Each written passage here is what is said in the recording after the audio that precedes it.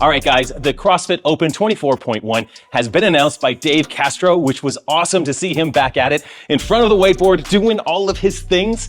So this was kind of a teaser. He's got 21, 15, 9 on there. Turns out that it's sort of 4 rounds of 21, 4 rounds of 15, 4 rounds of 9. You know what the workout is. We've got 21 dumbbell snatches on one arm, then 21 burpees laterally over the dumbbell, then 21 single arm dumbbell snatches with the other arm, and then burpees again, then the 15s, then the 9s. Let's get into strategy, pacing, breathing, warm-ups, all of that good stuff. Really quick, I just wanted to share about this King Kong Conquer backpack. This thing is insane. I've actually ordered 2 of them. This one would be great for all of my CrossFit gear, but I'm actually using it for all of my camera gear. We've got 4 pockets on the inside. I've got all these pockets on the inside here, which could easily fit my shoes, my grips, my belt, all of my CrossFit gear. We've got side packs for our water bottles or anything that I want to put in there. There's 2 pockets on the back. There's a pocket right here for a laptop or anything. Another sleeve on this side for a drink, and pockets on the outside. This is where I'm keeping my microphones and all of my extra batteries. I have a second one coming, so I will be the guy walking into the gym with 2 bags. One with my camera gear, one with my CrossFit gear.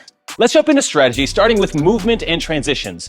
Movement on the dumbbell snatches. One, we need to make sure that both heads of the dumbbell touch the floor at the same time. Sometimes that standard is different in other qualifiers. Dumbbell has to touch the floor with both heads at the same time and lock out in the overhead position. Not out here, not out here, not out here, straight up overhead. Make it really easy for your judge by touching the floor and overhead. We don't have to switch arms, so that's great. We don't have to worry about fumbling the dumbbell. Just a steady movement down and up and down and up. As far as technique goes, one of the things I really loved about what Jeff Adler was doing is he was doing something with his other arm. He was letting his other arm do some swinging behind him as he was going through his dumbbell snatches. The arm that you're not using on the dumbbell snatch cannot touch your leg, but it can swing, and I think it could create a slight counterbalance as you're working your way through those dumbbell snatches. Let's talk about burpees. In my mind, there's 3 different types of burpees that we can do. We can do burpees where you snap down, snap up, jump over the dumbbell. We can do burpees where you drop down or step down and step up with the foot furthest away from the dumbbell, then the foot closest to the dumbbell, then jump over the dumbbell. Or we can do the burpee where we get down to the ground and the foot closest to the dumbbell comes up first and the foot furthest from the dumbbell comes up next, and then jump. We just need to be airborne briefly over that dumbbell. You don't have to take off from both feet, but you do need to be airborne. You can't just step over with one foot and then step over with the other foot. I think the most efficient way is to drop, step up with the foot closest to the dumbbell, and then step up with the other foot. And as that other foot comes up and touches, you're able to jump over immediately. There's just a nice rhythm to that. You're down, step up, over.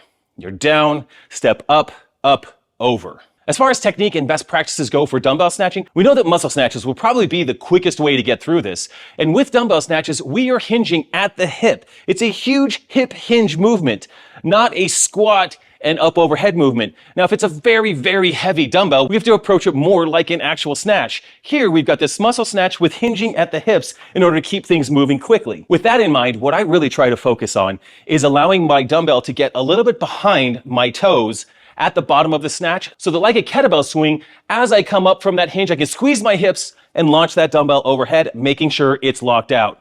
As far as that lockout position, we don't need to hold that lockout position for like 9 minutes. It is a quick show that it's completely locked out, actually create the lockout motion, and then back down, up, lockout motion, and down. Make that really easy for your judge as well. You demonstrate the lockout for a millisecond and you move on to the next rep. As far as the burpees go, this isn't a situation where you want to stand up and hop over the dumbbell. You want to stay as low to the ground as possible, just barely getting over that dumbbell, keeping yourself, your whole body fairly low to the ground. You want to move really fast feet here. So as you step up, and over, you've got this fast feet situation and then getting right back down on the ground. The lower you stay to the ground, the less movement you have to do overall to get down and up off the ground.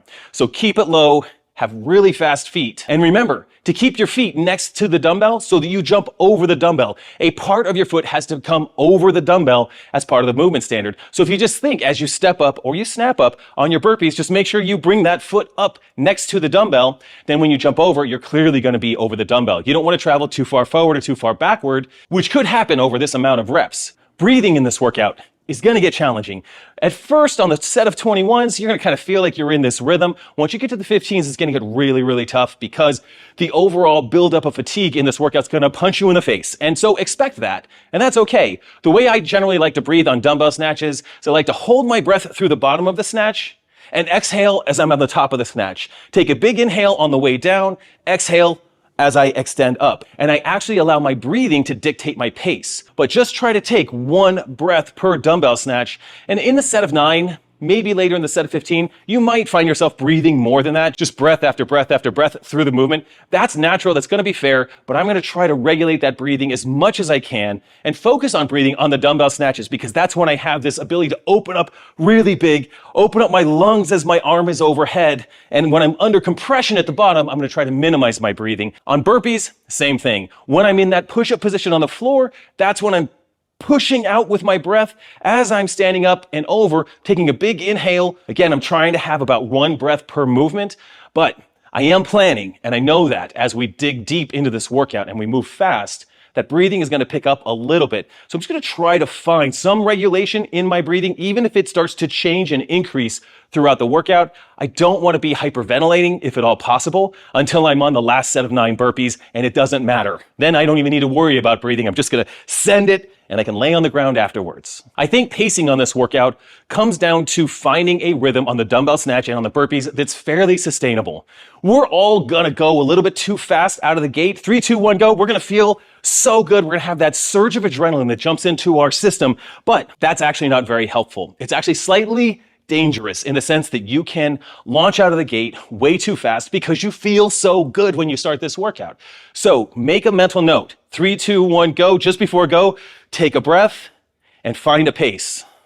Something that has a nice rhythm to it, not too fast, certainly not too slow, but no one is going to crush this workout by exploding out of the gate at first. If you even watch Jeff Adler, who won the open workout today, he got faster through this workout. So if you could create that mindset in yourself that, okay, my first set of 21 is my slowest round.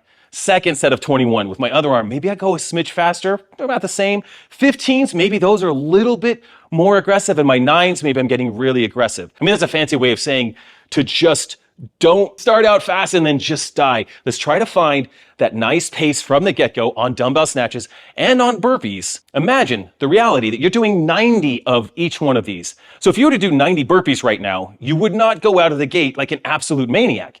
You would find a pace that would work for you to do something like 90 burpees unbroken. And on your last 10 burpees, maybe you send it. Same thing with dumbbell snatches. Imagine doing like 90 unbroken. You would find a pace that just like, okay, I can manage this. On my 80th rep, maybe I go faster. That's the kind of mindset I want to have going into this workout. Even though we're doing dumbbell snatches and then transitioning to burpees and back and forth, it really feels like doing about 180 reps of these things unbroken, which is kind of the goal. So pace that beginning. Think of it like that. Think of this as a bit of a longer workout. You're not going to do it in 6 minutes like Jeff Adler. Maybe, can we do it in sub 10? Because that would be fun. So let's talk about injury prevention. In a workout like this, we have a ton of hinging. Hinging on the dumbbell snatches, hinging on the burpees. So what we want to think about is how do we warm up this area of our body where we're doing all of the hinging. We also want to think about like shoulder stuff as well, because we do have push-ups in the burpee and we are taking that dumbbell overhead. So one of the things I like to do to get my midsection really warmed up for lots of hinging is to do some inchworms and then 5 or so McKinsey push-ups, press up to a downward dog, and work that downward dog position, really working on opening up my shoulders, allowing my calves and my hamstrings to open up as well. Then I'm going to slowly walk my feet up from that original inchworm.